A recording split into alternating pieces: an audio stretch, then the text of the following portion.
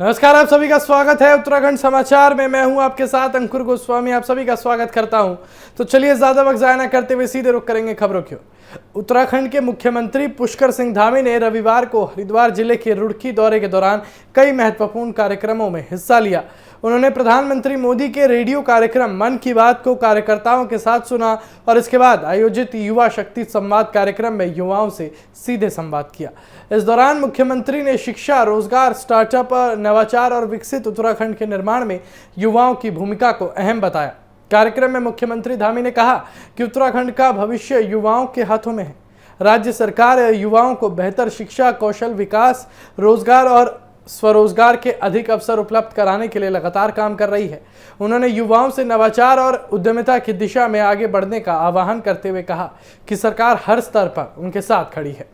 रुड़की दौरे के दौरान मुख्यमंत्री ने हरिद्वार रुड़की विकास प्राधिकरण HRDA की ओर से करोड़ों रुपए की लागत से बनाए गए अत्याधुनिक सिटी स्पोर्ट्स कॉम्प्लेक्स का लोकार्पण भी किया। उन्होंने कहा कि इस आधुनिक खेल परिसर से रुड़की और आसपास के खिलाड़ियों को बेहतर प्रशिक्षण और विश्वस्तरीय खेल सुविधाएं मिलेंगी। इससे प्रदेश की खेल प्रतिभाओं को आगे बढ़ने का अवसर मिलेगा और उत्तराखंड खेल के क्षेत्र में नई पहचान बनाएगा। स्पोर्ट्स कॉम्प्लेक्स का निरीक्षण करते हुए मुख्यमंत्री ने जिम की सुविधाओं का जायजा लिया और बैडमिंटन कोर्ट पर भी कुछ समय खेलकर खिलाड़ियों का उत्साह बढ़ाया। इस दौरान जनप्रतिनिधि, प्रशासनिक अधिकारी, खिलाड़ी और बड़ी संख्या में भाजपा कार्यकर्ता वहां मौजूद रहे। और मुख्यमंत्री धामी ने मीडिया से बातचीत में 4 धाम यात्रा की व्यवस्थाओं पर भी जानकारी दी। उन्होंने कहा कि इस वर्ष 4 धाम यात्रा में श्रद्धालुओं की संख्या लगातार बढ़ रही है। मानसून को देखते हुए सरकार ने सुरक्षा और सुविधाओं के व्यापक इंतजाम किए हैं। प्रशासन को निर्देश दिए गए हैं कि यात्रा मार्गों पर हर आवश्यक व्यवस्था सुनिश्चित की जाए ताकि श्रद्धालुओं को किसी प्रकार की असुविधा न हो। उन्होंने कहा कि सरकार का प्रयास है कि 4 धाम यात्रा हर श्रद्धालु के लिए सुरक्षित, सरल और सुगम बनी रहे। इसके लिए मौसम की स्थिति पर लगातार नजर रखी जा रही है और संबंधित विभाग पूरी तरह सतर्क है। मुख्यमंत्री ने भरोसा जताया कि सभी एजेंसियों के समन्वय से यात्रा सफलतापूर्वक संचालित होगी और मुख्यमंत्री के दौरे के दौरान स्थानीय लोगों और भाजपा कार्यकर्ताओं ने उनकी गर्मजोशी से स्वागत किया और युवा शक्ति संवाद कार्यक्रम में बड़ी संख्या में छात्रों और युवाओं ने हिस्सा लिया और विभिन्न विषयों पर मुख्यमंत्री से सवाल भी पूछे गए। मुख्यमंत्री ने युवाओं को राज्य के विकास का सबसे बड़ा भागीदार बताते हुए कहा कि उनके सुझावों और सहभागिता से विकसित उत्तराखंड का सपना जल्द साकार होगा। तो चलिए आगे बढ़ते हैं और बात करते हैं। उत्तराखंड के मुख्यमंत्री पुष्कर सिंह धामी ने सोमवार को चंपावत जिले को स्वास्थ्य सेवाओं के क्षेत्र में बड़ी सौगात दी। उन्होंने कॉर्पोरेट सोशल रिस्पॉन्सिबिलिटी यानी कि CSR के तहत ICICI foundation for inclusive growth को उसके सहयोग से करीब 6 करोड़ रुपए की लागत से स्थापित अत्याधुनिक MRI मशीन का लोकार्पण किया। इसके साथ ही मुख्यमंत्री ने सीमांत क्षेत्र के लिए 40 करोड़ रुपए से अधिक की विभिन्न स्वास्थ्य परियोजनाओं का भी शुभारंभ किया। कार्यक्रम को संबोधित करते हुए मुख्यमंत्री धामी ने कहा कि स्वस्थ उत्तराखंड ही समर्थ, आत्मनिर्भर और विकसित उत्तराखंड की मजबूत नींव है।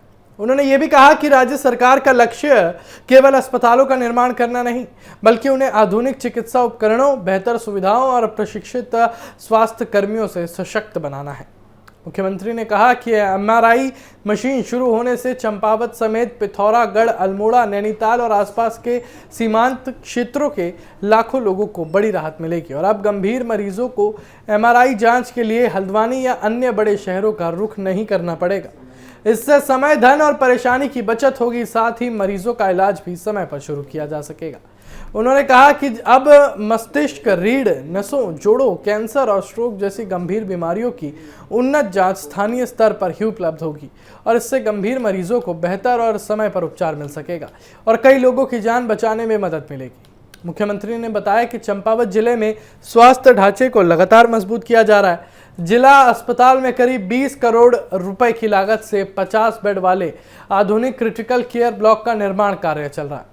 इसके अलावा लगभग 11.71 करोड़ रुपए की लागत से आधुनिक डायग्नोस्टिक विंग, ऑपरेशन थिएटर और पार्किंग सुविधा भी विकसित की जा रही है। इन परियोजनाओं के पूरा होने के बाद जिले की स्वास्थ्य सेवाएं और आधुनिकता प्रभावी बनेंगी।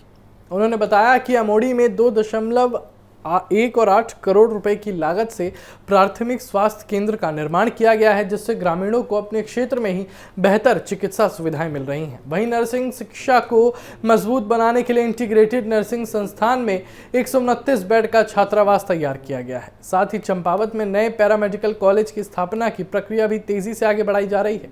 मुख्यमंत्री धामी ने कहा कि आयुष्मान भारत और अटल आयुष्मान उत्तराखंड योजना के माध्यम से लाखों परिवारों को निःशुल्क और कैशलेस उपचार की सुविधा मिल रही है। उन्होंने कहा कि सरकार का प्रयास है कि आर्थिक तंगी किसी भी परिवार के इलाज में बाधा न बने और मुख्यमंत्री ने प्रदेशवासियों से स्वस्थ और समृद्ध उत्तराखंड के निर्माण में सहभागी बनने का आह्वान करते हुए कहा कि जब हर नागरिक स्वस्थ होगा तभी विकसित उत्तराखंड का सपना साकार होगा।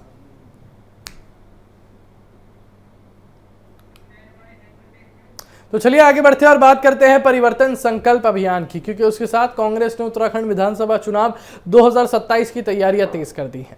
पार्टी ने राज्य भर में संगठन को मजबूत करने और जनता के बीच अपनी पकड़ बढ़ाने के लिए व्यापक जनसंपर्क अभियान शुरू किया है और अभियान के पहले चरण की शुरुआत चंपावत जिले के टनकपुर से हुई, जहां कांग्रेस प्रदेश अध्यक्ष गणेश गुदियाल ने कार्यकर्ताओं को संबोधित करते हुए आगामी चुनाव में जीत का संकल्प दोहराया।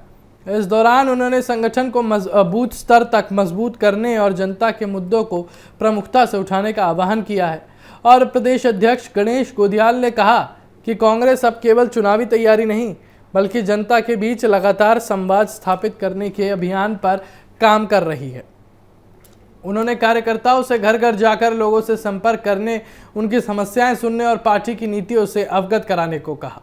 उन्होंने विश्वास जताया कि कार्यकर्ताओं की मेहनत और जनता के सहयोग से 2027 में सत्ता में वापसी हो सकती है। परिवर्तन संकल्प अभियान के तहत कांग्रेस ने उत्तराखंड को 4 अलग अलग जोन में विभाजित किया ताकि संगठनात्मक गतिविधियों को अधिक प्रभावी ढंग से संचालित किया जा सके। पहले जोन में चंपावत, पिथौरागढ़ और बागेश्वर जिले शामिल किए गए हैं, जिसकी जिम्मेदारी स्वयं गणेश गुदियाल संभाल रहे हैं। दूसरे जोन में नैनीताल और अल्मोड़ा, तीसरे जोन में पौड़ी, चमोली और रुद्रप्रयाग, जबकि चौथे जोन में टिहरी और उत्तरकाशी जिलों को शामिल किया गया है। प्रत्येक जोन की जिम्मेदारी वरिष्ठ नेताओं को सौंपी गई है और पार्टी की प्रदेश प्रवक्ता प्रतिमा सिंह ने बताया कि अभियान का मुख्य उद्देश्य भाजपा सरकार की नीतियों को जनता के सामने रखना और राज्य के प्रमुख मुद्दों पर जमानत तैयार करना है। और उन्होंने ये भी कहा कि कांग्रेस महंगाई, बेरोजगारी, महिलाओं के खिलाफ बढ़ते अपराध, पलायन, भू कानून, मूल विकास, भ्रष्टाचार और अंकिता भंडारी प्रकरण जैसे मुद्दों को लेकर जनता के बीच जाएगी। अभियान का मुख्य नारा परिवर्तन ही संकल्प रखा गया है और कांग्रेस नेताओं का कहना है कि अभियान केवल राजनीतिक कार्यक्रम नहीं बल्कि जन जागरूकता अभियान है। इसके माध्यम से पार्टी ग्रामीण और पर्वतीय क्षेत्रों तक पहुंचकर लोगों की समस्याओं को सुनेगी और उनके समाधान का भरोसा दिलाएगी। पार्टी का दावा है कि भाजपा सरकार इन मुद्दों पर विफल रही है और जनता बदलाव चाहती है और अभियान के दौरान प्रदेश के वरिष्ठ नेता भी अलग अलग क्षेत्रों में पहुंचेंगे। पूर्व मुख्यमंत्री हरीश रावत, नेता प्रतिपक्ष यशपाल आर्य और प्रदेश प्रभारी कुमारी शैलजा और सह प्रभारी सुरेंद्र शर्मा चारों जोन में अलग अलग कार्यक्रमों में हिस्सा लेंगे।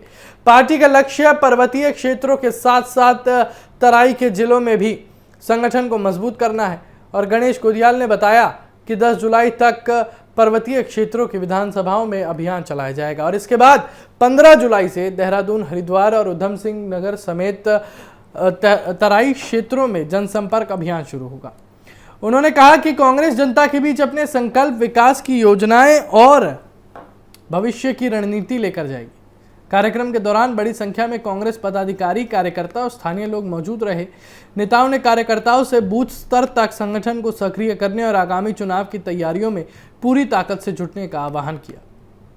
कांग्रेस का मानना है कि परिवर्तन संकल्प अभियान से संगठन को नई ऊर्जा मिलेगी और विधानसभा चुनाव 2027 के लिए मजबूत माहौल तैयार होगा।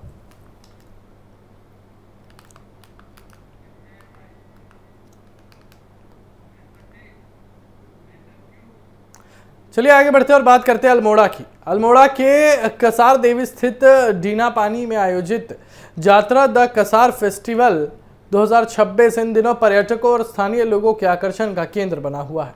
महोत्सव में उत्तराखंड की समृद्ध लोक संस्कृति के साथ साहसिक खेलों का अनूठा संगम देखने को मिल रहा है। देश विदेश से आए पर्यटक और बड़ी संख्या में स्थानीय लोग इस आयोजन का आनंद लेने पहुंच रहे हैं। रंगारंग सांस्कृतिक प्रस्तुतियों और रोमांचक गतिविधियों ने पूरे माहौल को उत्साह और उमंग से भर दिया है।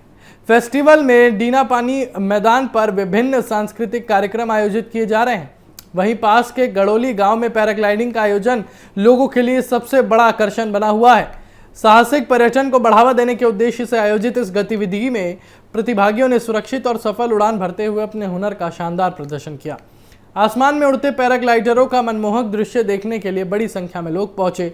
दर्शकों ने तालियों की गड़गड़ाहट के साथ प्रतिभागियों का उत्साह बढ़ाया और खासकर युवाओं और पर्यटकों में पैराग्लाइडिंग को लेकर काफी उत्साह देखने को मिला।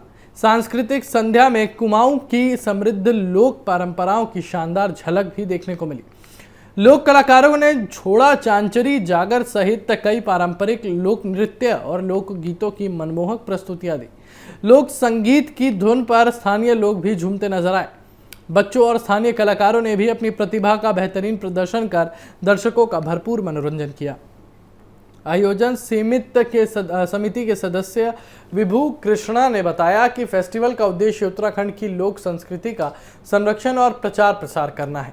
साथ ही साहसिक खेल पर्यटन को बढ़ावा देकर क्षेत्र में पर्यटन गतिविधियों को नई दिशा देना भी इस आयोजन का प्रमुख लक्ष्य है।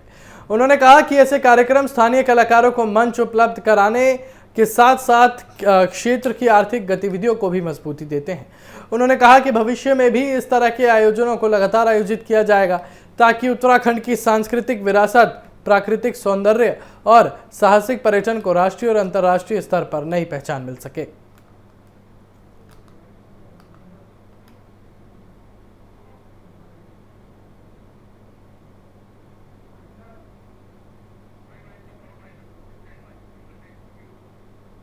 तो चलिए फिलहाल उत्तराखंड समाचार में बस इतना ही। खबरों का सिलसिला यूं ही जारी रहेगा। बने रहिए TV7 भारत के साथ। नमस्कार।